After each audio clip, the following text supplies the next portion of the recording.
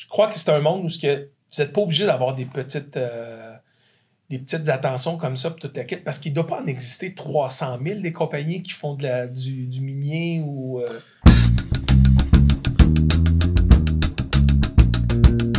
Il y en a plusieurs. Tu n'as pas le choix de faut que tu te démarques. Autant nous autres, il faut qu'on se démarque, que ce soit dans notre secteur, que ce soit dans notre région. Oui, mais il faut que vous vous démarquiez, mais à tel point de trouver des petites affaires comme ça, comme dire c'est des fines bulles de champagne, que c'est ci, que c'est ça. Oui. Je veux dire, ben, d'une façon, oui. Je veux dire on a tous des projets miniers. Puis je veux dire, puis ça devient tout le temps, je veux dire, tu veux savoir, tu essaies de tirer plus d'informations possibles sur ton produit qui est là. Puis c'est sûr, tu as deux aspects. Je veux dire, tu as le produit, puis tu as la promotion du produit. Ouais. Tu sais, je veux dire, il faut que tu en parles. Je veux dire, regarde, surtout, on est coté à la bourse. Ouais. Et, tu sais, il faut attirer l'attention des investisseurs, du marché, de la bourse. Et, Puis on est beaucoup dans le secteur de l'exploration minière, que moi, je continue à dire. C'est ça, je pense que c'est ça la différence entre vous deux. Toi, tu fais de l'exploration minière. Non, on est les deux. Les deux. On est, en bon français, on est en recherche et développement. Oui. Toutes les deux. On n'est pas producteur. OK, sauf que c'est ça, vous êtes pas sur le même style de recherche. Patrick travaille beaucoup du côté aurifère. Moi, je travaille beaucoup du métaux de base. OK. Principalement le cuivre. OK. Ouais, c'est ça, je m'en souviens, on en avait parlé. C'est qu'on a deux secteurs complètement différents qui fait qu'on n'est pas réellement des compétiteurs. Puis de toute manière, moi, même un autre explorateur minier dans le secteur des ressources de base, c'est pas réellement un compétiteur. S'il s'en vient travailler à côté de moi, mais il y a des possibilités que dans le même secteur, si lui fait une découverte, il y a peut-être une possibilité que moi j'en fasse ça. OK, ouais, c'est ça. Souvent, c'est le côté. Tu parles des bulles, mais on parle... nous, dans notre secteur, on va parler plutôt de formation. Tu vas avoir des formations, comme dans le secteur du cuivre, tu vas avoir des stratiformes qui sont beaucoup plus complexes, qui sont beaucoup plus difficiles à découvrir et à développer. Okay. Tu vas avoir des systèmes de porphyre qui sont un peu les systèmes comme à Murdochville. C'est un porphyre en profondeur qui a emmené des sources de chaleur qui a emmené le cuivre en surface. Ça, c'est un système qui est beaucoup plus facile que le système de stratiforme. Tu as des VMS, tu as des volcaniques, tu as énormément de... Puis chacun cherche un peu son secteur ou sa spécialité ou son... Tu sais, comme moi, je suis dans le cuivre. Oui, je travaille un projet stratiforme en Gaspésie. Puis de l'autre côté, j'ai un autre projet, c'est réellement un système porphyrique.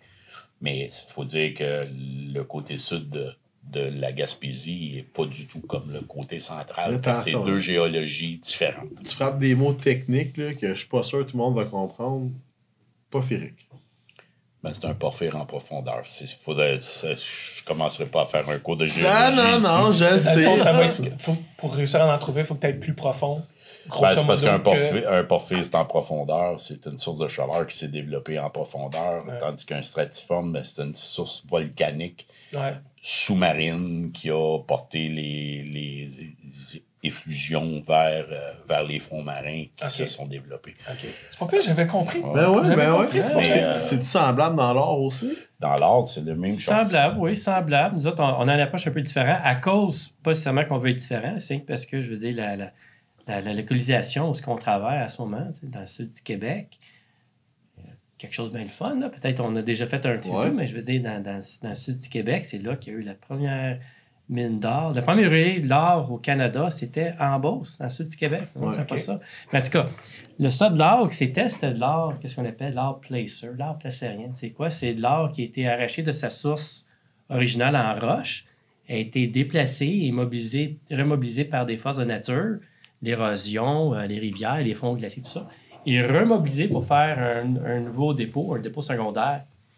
Alors, mais si je ne me trompe pas, c'est le même principe que de la façon qu'ils ramassaient l'or dans le temps, quand ils trouvaient des petits ruisseaux, des affaires de même.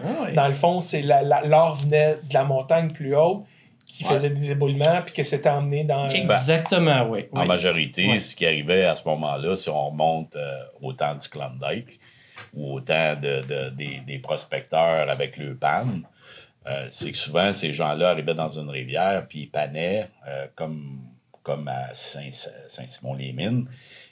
Les gens panaient les rivières, puis là, tu as une concentration d'or. Plus tu t'éloignes, plus ta concentration diminue, plus de chaque côté, en amont et en aval. Okay. À ce moment-là, les bons... le tracé. C'est ça. En effet, c'est ce qu'on cherche. D'où venait. D'où venait l'or. D'où venait cet or-là. Parce que dans le fond, c'est ce que tu vois dans la rivière. C'est d'où vient l'or. Mais c'est encore un petit peu plus avancé que ça, parce que dans le sud du Québec, il y a plusieurs dépôts où l'or, c'est pas... Oui, tu vas retrouver... tu peux passer un bel après-midi, être patient, puis trouver des petits grains d'or, ou même, si t'es chanceux, des belles pépites, même, parce que je connais qu'il y en a qui le font. Mais souvent, l'or, c'est vraiment ramassé pré-glacial. Parce qu'au Canada, on a eu des aires glaciales. Il y a un certain temps, on avait 2 km de glace à plusieurs reprises. Mais avant ça, c'est là que la plupart de l'or vient des érosions dans le temps où le sud du Québec, c'est comme des montagnes rocheuses. Mm-hmm. Une érosion de ça. Là-dedans, tu avais des structures d'or qui sont toutes ramassées. L'or qui est très lourd, c'est ramassé au fond de certaines vallées, qui a été couvert après ça par des accumulations de taille, tout ça. Mais en dessous de ça, tu as certains dépôts, puis il y en a certains qui sont très riches. C'est ça qui minait dans le temps. Ça commence pour voir que c'est la rivière, mais après ça, tu commences, ça creuse. Là, après ça, c'était des tunnels, puis des shafts. Ils grattaient ça, ils grattaient un ancien lit de rivière, on pourrait dire, parfois, certaines places. Okay. Ils grattaient ça, ils remontaient ça à la surface. Mais la question est d'où vient cet or-là? C'est ça l'affaire, tu sais.